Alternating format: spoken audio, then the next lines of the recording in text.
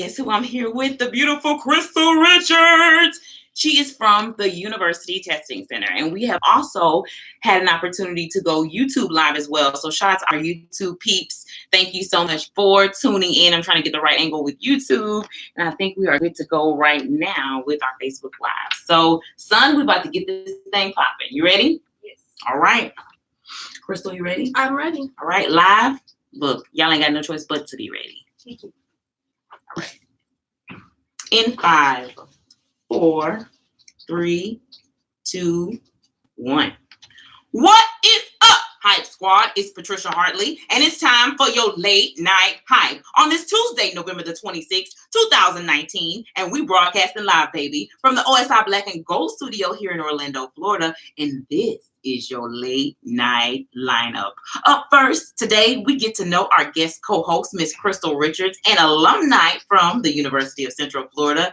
And in Hype Squad Chronicles, we help a college couple determine if moving in together is the best option. Plus, we recap on the UCF Ms. Black Student Union Pageant, the AMA Awards, T.I.'s interview on Red Table Talk, Omarion's tour without B2K, and more. We then wrap it up with our late night hype empowerment quote of the day. Now, please remember that while late night hype focuses on higher education, we are in no way affiliated with any college or university. But here at Late Night Hype, we do encourage all of our listeners to reach higher. And we want you to weigh in, Hype Squad. Yes, we do. Just use your name, hashtag Late Night Hype, and that's night with a K, and follow us on SoundCloud for immediate notifications.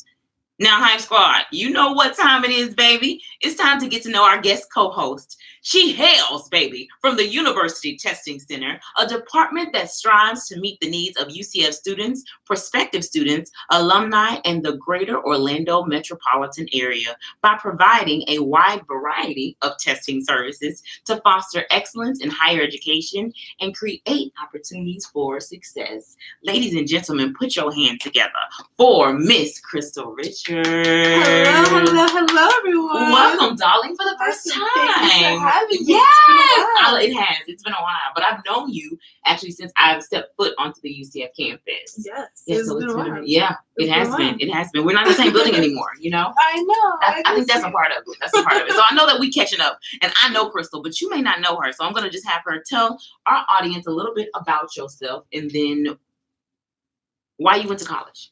Yeah, all right. So I came to UCF in 2006. I came in as a first-generation SOAR student. Oh, you were in the SOAR program. I did. Okay, that's a summer bridge program for those who do not know. Mm-hmm. Is that right? Okay. Yes, okay. yes. I went through the SOAR program 2006. Okay. I started as a federal work study student at UTC, and I happened to just move my way up into the role that I am now, yes, which is a coordinator at the testing center. And I'm so grateful for the opportunity to really assist with helping students reach their next milestones in life. So whoever that is. Yeah. And well, I'll ask you a little bit more about the testing center a little bit later, but why don't you tell our audience about your experience being a first generation student? It's different. Okay. You come onto campus and you have no idea what to expect, and it's kind of overwhelming in a sense, you know, because there's so much to do, there's so much to know, and you're feeling like shocked when you step foot on campus. Yeah. So coming in through the SOAR program truly did help me because I was able to come in with students similar to me, being first generation and so forth, and being able to come in that first summer, and really getting to know campus was so impactful for when I started my first fall. Okay. You know, UCF is huge. So your first semester on campus, there it's are a big deal. 60,000+ students on campus. Whereas if you started in the summer, there's probably only 5,000 students on campus. Yeah. So getting to know campus before everyone else did, that was major. That was major. And I like the fact that you talked about the program, which is the SOAR program that you came in under. Now, a lot of the times when people come onto campus, sometimes they have trouble, you know, finding those groups. But when you come into a program like SOAR, you kind of already have an affiliate group of students to kind of connect with. Do you say that that program allowed you to sort of make friends as well before the fall semester began? Oh, of course. Okay. Yes. Awesome. We were able to room with our SOAR program Oh. students. So I was able to see them all the time. We had group tutoring, group homework sessions. We were always together. Okay. And thankfully, to this day, there are some people who I came through the SOAR program with that I still keep in contact with. So it's been a while, but it's good to see that we still have that connection. Yeah. I know the SOAR program has evolved a lot since probably you were in the program, and I think I know that we still have the summer access program, but I think it's like a combination of SOAR, and then it was also another area I think as well that kind of came together. But the access program at UCF does still exist, and many universities actually have access programs. And for people who may not be familiar with like summer bridge programs or access programs, they're just programs that allow students to basically kind of get ahead of the game. They get to spend a significant amount of time, maybe a summer or so, with a cohort of students, and then they will begin the semester together that following semester based off their success from the summer. Yeah. So shout out to anybody who's been a part of a summer bridge program. You better shout out to SOAR 2006. Class of 06 SOAR, baby. You better know. Did y'all have a hand sign or anything? I wish. No, that's a game. It sounds like a game, you know? This was all pre-social media. Pre-social media. It's a little bit different, right? Yeah, very, very different. I was in college when Facebook came out. So I don't know if y'all need to know all of that stuff, but I was in college when Facebook came out, and I'm so very grateful to God that there was no Facebook when I was in high school, and that there was no Facebook when I was in middle school. Oh gosh. And definitely not in elementary. But I feel like my mom was pretty strict, so I wouldn't have been able to do it in elementary anyway. But middle school and high school, child, I would have nobody's job right now. So speaking of job and working, how did you start working in the field of higher education, and what is it like to basically work your way up? You started off as a work-study student? Yeah. Holla at you, girl. Tell me what happened. So I started in the testing center February 2012. I'll never forget it. It was honestly my first office job. Okay. I found it on the Federal Work-Study portal. I came in for my interview. I really liked the people I interviewed with. My director was one of them. Shout out to Becky. I know. So coming in, it was a different role. I started off kind of like behind the scenes. When I graduated my first year there, so in 2012 I graduated with my BS. They asked me to stay on board as an office assistant, and I was like, of course. Like, I had no other plans. I didn't know what I wanted to do. So I was perfect. Like, all right, you're going to keep me on board. I'll keep working type of a thing. Once you stay on board, you end up getting more responsibilities. People are able to see what you're capable of, and they're able to offer you more opportunities. So I moved from a federal work study student assistant to an office assistant. And then in probably 2014, I was promoted to a program assistant. So a salaried role, my first time ever. Salary. Having the tuition benefits and all of those things. Hello. I know. I spent a couple years in that role, and then I got promoted again to the coordinator role, which is what I'm in now. Wow. And honestly, I feel like I have done my biggest growth and my biggest transformation working in higher education, just because of the amount of people you interact with, the students, the parents, the faculty, the advisors. I've been the most challenged at UTC. Yeah. And it's just, it's so different than any other industry I would say that I have been in. And I've been in like the theme park, the retail. I haven't done restaurants, but it's just so different being and working in higher education compared to most other fields. I will admit that, and I think that people don't realize just the variety of opportunities in higher education. There's an HR opportunity. There's opportunities to work, with students. There's opportunities to work with just specific populations of students, like international students. Yeah, and there's so many different areas. And there's trainings, diversity. Like we can get into even more detail. Then we can talk about the faculty side versus the staff side versus the student side. I mean, we can really get into detail if we wanted to. But there's a lot of opportunity in higher education. I agree that I've learned so much as well since I've been working in the field too. So, tell us a little bit about your experience working in the University Testing Center. So I know that we have these different areas on campus that may be different from each other, but how is the University Testing Center maybe different from other areas on campus? So the Testing Center is different for a couple of reasons. The first is we do no UCF classroom exams, and I know that seems counterintuitive.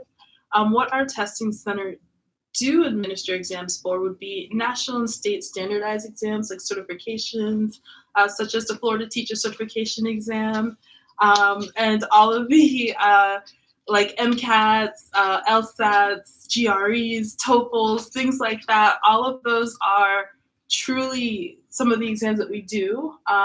In addition to that, what sets us apart is our department, and I don't even know if I'm supposed to share this. Exclusive, boo. This is an exclusive. Please know this is an exclusive.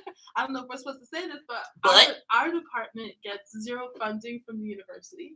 So we are self-sustaining by the revenue that we generate. Did you hear that, baby? That we get. How many students they got, boo? But we generate our income. Right. Is that what you're saying? Yes.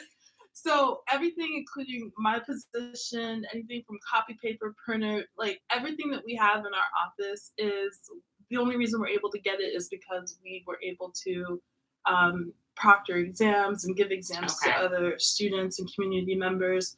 And that's how we were able to purchase those items. Now, some departments only cater to students. Right. Your department is a little bit different. So who do you cater to? We are on campus for UCF students, but we do also serve a large population of community members. So those who are maybe have been a teacher for 20 years and now it's time to get recertified. So here is a algebra teacher who's been teaching for so long coming in to get recertified for their tests. We also have students who are currently working towards the BS and maybe want to become a teacher in the state of Florida. So here they are taking their tests when they have no experience. So we have a population from as low as 13 years old and on upwards. I mean, I would say that we see a lot of community members coming through our center. Yeah. And it's not just students. And that's what I love too about working at the testing center. You have no idea who you're going to see. You come in and someone's grandma and you're like, oh, you're so sweet. Yeah. Yeah. And then also you may also work on days of the week that maybe others don't, or at times that others don't. So talk a little bit about your Saturdays. So we do offer Saturday testing mostly for specific exams, like the test of English as a foreign language. So we're talking about international student population. They will often have a test on Saturday. We come in, bright and early, 7:30 with our smiles on. That's what's up. The other test that we might give is for our counselor ed master's program. They have a CPCE exam, is what it's called, or abbreviated. But most likely, or currently, we are not offering a large variety of weekend testing. We tend to stick to Monday to Friday. Our office hours are 8 to 5, so that's usually when we're doing testing. We have been exploring the possibility of extending our testing. We do a end of test survey, like a satisfaction survey. And one of the questions that we're asking our test takers are, if you could pick a time to test, what time would you test? So what we're finding is a lot of our test takers are wanting to test more during the evening hours or even on Saturdays and Sundays. So we've been exploring that maybe in 2020. 2020, new vision. Some new testing hours, some new ranges. So we're really excited about that. At least I'm very excited. Yeah, it is. And for test takers too, as a professional, once you start getting into like taking the GRE and like things like that, especially if you have a professional job and then on top of that you're going to school on the side kind of thing, it is more convenient for you to have evening testing, and also Saturday. And I know testing centers may not want to hear this, but Sundays are also good as well. When I was in the process of researching to take the GRE, I was going to take it on a Sunday because I felt like that was just it was a better day for me, but it wouldn't have been a weekday at all. It was either a Saturday or a Sunday. And that tends to be the trend in testing that people want to do. Awesome. Now I will admit to you that I have to talk to you a little bit about this before I let you go. So there's an organization called NCNW on the University of Central Florida's campus. They hold a very special place in my heart because they were the first student organization to take a chance on us. They didn't know what kind of podcast we really was going to have. We had to disaffiliate from an institution, which is why we're not directly affiliated with a college or a university. But tell us a little bit about NCNW and your experience as an undergrad and why that organization. Of course. So I remember my first meeting with NCNW. I went in and I automatically felt like family. Everyone was so warm, was so inviting, and it was so different from any of the clubs I had been to before. I really appreciated the social gatherings we had. Back then we did like church visits. We always volunteered like every Tuesday. Thankfully, in undergrad, I had the opportunity to serve as president of NCNW. Am I supposed to talk as president? You are. Oh my God! I didn't know that. I was elected president for 2 years, and it was challenging. It was an experience. It was, and coming in at that such young age, I don't think I've been in that position before. Working with a diverse group of people now, I had probably like my first year, I probably had like 14, 16 people on e-board, and that is a lot. There's a lot of voices people on the e-board. on e-board. So after my first year with 16, I think my second term, we were down to probably like 8 or 10. Gotcha. You know, sometimes you just got to change stuff. You're like, you know what, 16, 8. That's all we need. It's like, what are the most critical roles? What do we actually need? Because too many peas in the pod is just too much. And it was hard to make decisions. But NCMW, honestly, I've met some of my lifelong friends. I still keep in contact with them now. And it's near and dear to me. And even still with the Greater Orlando section, I've been trying to get involved with that. I know it was deactivated for a while, but I think it's now reactivated. Okay. So I'm looking to get more involved with that now in my postgraduate days. Okay, postgraduate. I love the way you said it. So sedity. You like my postgraduate days. My postgraduate. But NCNW is a great organization. They're still thriving on campus. There's a couple of young ladies that, because of you and your relationship with them when I first got here, that's the reason why I knew them. So Rebecca Jennison, shout out to her. She's come on more than a couple of times, and she was the first guest. Her and there was another young lady. They were the first two from NCNW to be on the show, period. Yeah. They were the first guests ever. Major. They're amazing. Major. So I gotta ask a personal question before I let you go. What is your greatest achievement outside of work? Oh man. Outside of work, not inside of work, but what is your greatest achievement outside of work? For me, I would have to say I get the most fulfillment, the most joy out of traveling and exploring. So for me, being able to have been as many places as I've been, that to me is huge. And I'm not done yet. I want to She ain't done.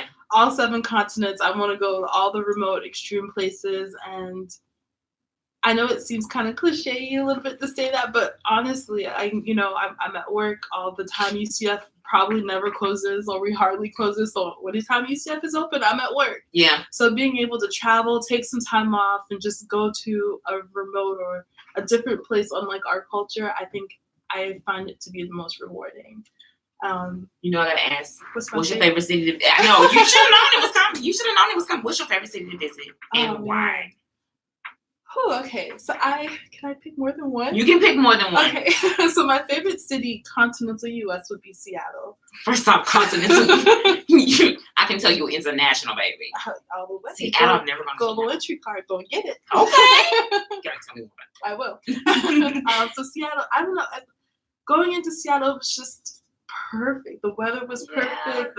The scenic background with the mountain in the back. It was close to Canada. Gorgeous. It was close to the port, easy to get to Asia if you wanted to travel there or anything like that. It was just the people, the culture. It was welcoming. It was everything about it. It was just so nice. It was the birth of Starbucks one. I mean, I think that's okay. You into coffee? Thing. Yeah. I love Starbucks. My other favorite place to be would be Paris. But more specifically, there was one tour I did when I was in Paris. It's the bike tour at the Versailles Castle. That honestly, when I think about that trip, that was probably the highlight of my entire trip. It's just riding a bike through this castle that was built, hundreds of years ago, and seeing how it's still intact, how it's so well preserved, and oh my gosh, 100 years from now, I would never be able to ride my bike through here. It's just, it's different. It's really eye-opening, and you learn a lot, not only about yourself, but just other cultures as well. Okay. All right. I like that. I have not gone to Seattle. I haven't gone to Paris. If you want to go, I will go with you. Okay. You got to talk to me about how you do your travel thing, too. Maybe give us some tips on what to do. I may have to have you on again just about travel. Now, where can folks get in touch with you for more information? Following you on social media? So the best place to get on contact with me would be Instagram. Rosanna Ivona is my hashtag. Yes. My @Rosanna Ivona. Crystal also takes pictures. She did not exactly mention that, but she does take photos. And she took me and my mother's first mother-daughter photo shoot. She did that as well in 2016. Ooh, I don't remember. Yeah, it was 2016. It was 2016. So thank you. Of course. Okay, so y'all look her up, but then we'll also have an opportunity to recap here a little bit later in the show. All right. You ready to get into this advice column?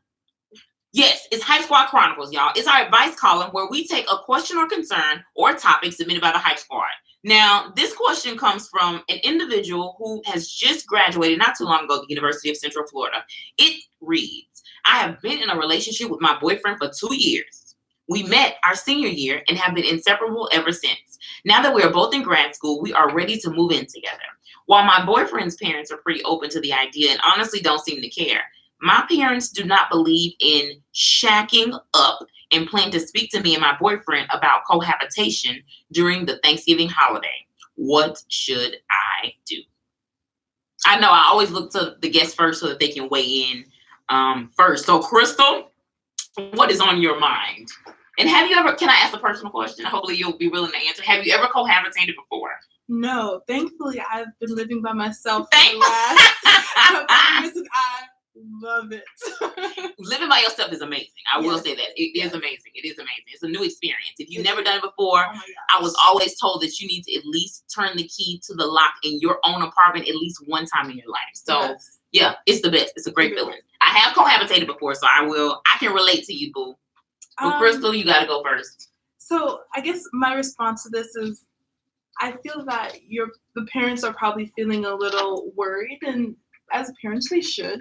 I think if they're going to speak with you during Thanksgiving, that they probably want to talk to you to see if you guys have worked it all out, right? Because some people will start cohabitating, but they haven't really worked out like the financial aspects of it.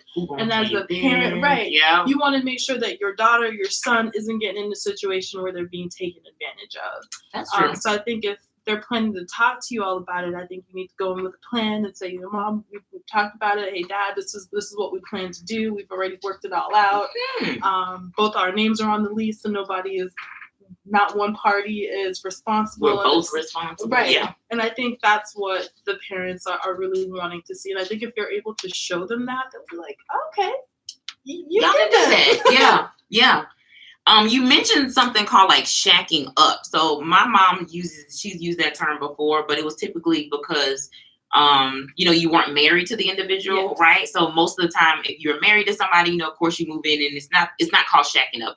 You're supposed to live together because you're married. Right. So maybe if your parents are really, I'd say religious or maybe even Christian, taking that into consideration so that when you and your boyfriend get in front of your parents, you can just be very patient about and hear them out. I agree with Crystal. Parents are just concerned about, is my child being taken advantage of? Is this person somebody gonna be with forever, baby? Or are you moving in with somebody that you ain't even gonna be forever with, right? Because if you ain't never, ever, then why move in together, right? So maybe they're trying to confirm, this is the person, this is my person. I'm supposed to be with them for the rest of my life.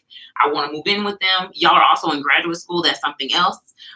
You kind of, it sounds like been able to, transition from that undergraduate into graduate school. It sounds smooth from what you told us so far. But I agree with Crystal. I think you should just have your plan together and hear them out at Thanksgiving. Like, be prepared to hear them out. And even if you don't agree, don't leave with no tension like that. Exactly. Don't leave with no tension. Just y'all make your decision, because you're going to make your decision no matter what. Because when it comes to love, I can promise you, you can't tell us nothing. I don't care how old you are, what color, what race. It don't matter what your pronoun is. You cannot tell us nothing when it comes to love. So you're going to do what you want to do anyway. However, the responsible way is, I feel, to hear your parents out. Also go in, like Crystal said, with your own plan, and then be prepared to make that decision and live with the decision no matter what the decision is. Oh, it is hard too. It's definitely a hard decision. I wouldn't say it was hard for me, but it definitely changes things though. So keep that in mind as well. Oh yeah. Yeah, it does. It does. And be responsible. So that's all I got to say. Don't forget to get your degree. That's what you came here for, is to get your degree. All right. And if you have a question, need advice, or just have a topic that you'd like for us to discuss on the show, be sure to DM us on Instagram or Twitter at Late Night Hype, and that is night with a K. Okay, I think it's time to go ahead and get into this Late Night Hype. Did you watch the AMAs? I did not. The American Music Awards. I don't often watch the AMAs, and I did not get a chance to catch it this year. But of course, I got clips, I got Twitter, so I basically was in on it and didn't realize I was in on it. And before I talk too deep about that AMAs, I must pay homage to the tiny purse that Lizzo had. It was a true winner of the night. The Truth Hurts singer hit the 2019 AMA Awards in a one-shouldered orange ruffled mini dress, but all eyes was on her impossibly small purse, says Huffington Post. And anybody who's seen the photo of the star, of course, in LA would definitely agree. The custom Valentino bag is one of 3 in existence, according to the singer. She also joked that she squeezed a lot into the purse. Talking about, I got tampons in here, a flask of tequila, some condoms.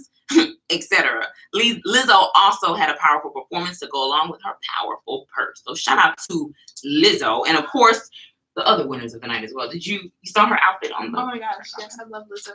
Why me right till they gotta be great? Sorry, that's my favorite part. Variety.com reports that the American Music Awards took place at the Microsoft Theater in Los Angeles, California on Sunday night, with Post Malone, Billie Eilish, and also Ariana Grande leading the nominees with 6 nods each.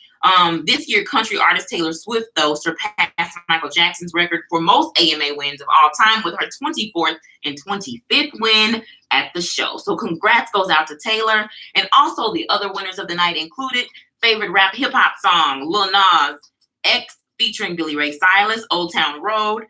Favorite rap hip-hop album went to Post Malone for Hollywood's Bleeding. Favorite rap hip-hop artist went to Cardi B. And then favorite, of course, female artist went to who else but Lady B herself, and that's Beyonce. Shout out to Beyonce. She been hiding on us a little bit. I know. But she been coming up. Listen, B, we see you posting photos at like 2 o'clock in the morning, 3 o'clock in the morning. You know, I see you looking good. Yeah, she looked good when she went to... Jay-Z had his, he had an event and she went and she looks great. Foundation. She looks great. Foundation, something like that. T.I. So I got to get in on T.I. Have you heard about T.I.'s interview that he did on Red Table Talk? About his daughter? He made them comments about his daughter before he got on Red Table Talk, and we talked about that a couple of weeks ago. But I want to talk to you about his Red Table Talk interview. Did you have a chance to see it? I did not. I did have a chance to see it. Note that this is only part 1, but I also referenced an article, and this article comes from Washington Post. If you remember earlier in the month, T.I. caught heat for making a comment about attending his daughter's annual exams and ensuring that the doctor checked her hymen. As many of you may have already heard, T.I. then went on the Red Table Talk with Jada Pinkett Smith to, in his words, clear up any misconceptions that have been surrounding how we interact as parents. In the interview, T.I. asked, what is the purpose and place of a father in society? Because a father like myself, who just wants to be as involved and attentive as possible, we could draw the conclusion of we just donate sperm and come pay for things, and we don't get to have no say in how things are handled. Well, Jada responded with, I don't think anybody has a problem with you protecting your daughter. That's not the issue. It's the hymen part. Smith later asked if T.I. understood the sensitivity of the situation and why so many people were quick to criticize his actions.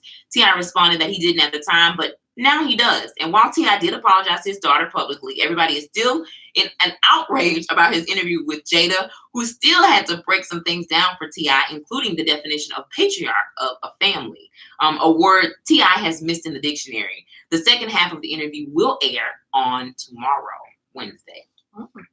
T.I., as I stated before, you are a public figure. You cannot be embarrassing your daughter like that. Period. That's one, just because you are famous. That's a part of it. And the fact that she now has to live with that, because I don't know when the heat is going to die down, because it just came back up again because she was on Red Table Talk. So it didn't go away. It just kind of came back. But I think it's understandable that men in general, they're going to feel some type of way about their children. More specifically, it seems their daughters. There is just that connection or that relationship between a father and a daughter that is just, it's untouchable. We get that. But you do have to take into consideration that you are a father, and you're not any father, T.I. You acting like you are a one-hit wonder rapper, boo. Like, you're not. You got, like, albums on top of albums. You got a reality TV show, like The Family Hustle. Like, you got connections in the ATL, like, not only in the industry, but also on the street. Let's be real, T.I. Come on now. You should not have embarrassed your daughter, but I'm so glad that you did apologize. Mm-hmm.